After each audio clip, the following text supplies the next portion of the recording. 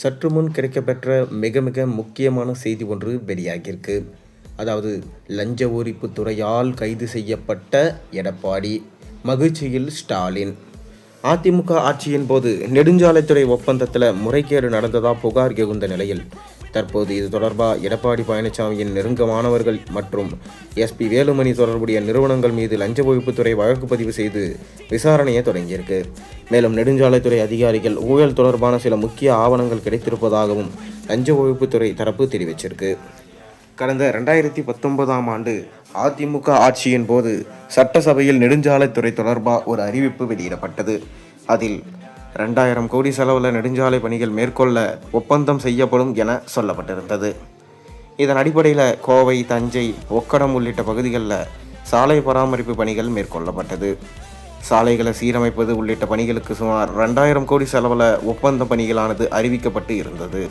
இது தொடர்பாக டெண்டர்களும் விடப்பட்டு பல்வேறு நிறுவனங்களுக்கு அழைப்பு விடுக்கப்பட்டு பணிகள் மேற்கொள்ளப்பட்டது. இதற்கிடையே கடந்த 2020ஆம் ஆண்டு 2000 கோடி சாலை ஒப்பந்த பணிகளில் முறைகேடு நடந்ததாகவும் இதன் மூலம் அரசுக்கு பல கோடி இழப்பு ஏற்படுத்தியதாகவும் புகார் தெரிவிக்கப்பட்டது. இந்த புகாரின் பேரில் லஞ்ச ஒழிப்புத்துறை இதில் விரிவான விசாரணை மேற்கொண்டது. இதில் நெடுஞ்சாலைத்துறை அதிகாரிகள் ஊழல் தொடர்பான சில முக்கிய ஆவணங்கள் கிடைத்திருப்பதாக லஞ்ச ஒழிப்பு தரப்பு தெரிவித்திருக்கு. இதையடுத்து தற்போது முறைகேடு தொடர்பாக எடப்பாடி பழனிசாமியின் நெருக்கமானவர்கள் மற்றும் எஸ்பி வேலுமணி தொடர்புடைய நிறுவனங்கள் மீது லஞ்ச ஒழிப்புத்துறை வழக்கு பதிவு செஞ்சிருக்காங்களாம். குறிப்பாக ஜெகதீசன் என்பவர் தகுதியே இல்லாத ஒரு நிறுவனத்திற்கு அனுபவ சான்றிதழை வழங்கி அதன் மூலம் இந்த ஒப்பந்த பணிகள் பெறுவதற்கு உடந்தையாக இருந்தது தெரிய வந்துள்ளதாக லஞ்ச ஒழிப்புத்துறை கூறியுள்ளது. RR infra, JSP infra, KCP engineers நிறுவனங்கள் மீது லஞ்ச ஒழிப்புத்துறை வழக்கு பதிவு செய்து விசாரணை மேற்கொள்ள உள்ளது. மொத்தம் 20 கோடி இழப்பு ஏற்படுத்தி இருப்பதும் கண்டுபிடிக்கப்பட்டுள்ளதா லஞ்ச ஒழிப்புத்துறை கூறியிருக்கு.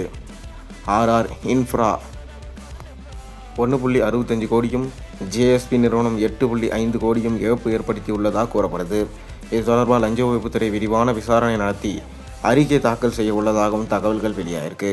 ஒருவேளை இது நிரூபிக்கப்பட்டால் இதற்கு காரணமானவர்கள் கண்டிப்பாக கைது செய்யப்படுவார்கள். ஒருவேளை எடப்பாடி பழனிசாமி அவர்களே இதற்கு காரணமாக இருந்தால் அவருமே கைது செய்யப்படுவார்கள், சிறையில் அடைக்கப்படுவார்கள் என்கின்ற தகவலையும் தற்போது நம்மால் பார்க்க முடிகிறது. இதனால் ஆளும் கட்சியாக இருக்கக்கூடிய ஸ்டாலினுக்கு இது ஒரு முக்கியமான ப்ளஸ் பாயிண்டாக பார்க்கப்படுகிறது. 2026 சட்டமன்ற தேர்தல் நெருங்கும் வேளையில் இவ்வாறு லஞ்ச ஒழிப்புத்துறை செய்வது கண்டிப்பாக ஸ்டாலின் அவர்களுக்கு கூடுதல் பலமாக இருக்கும்.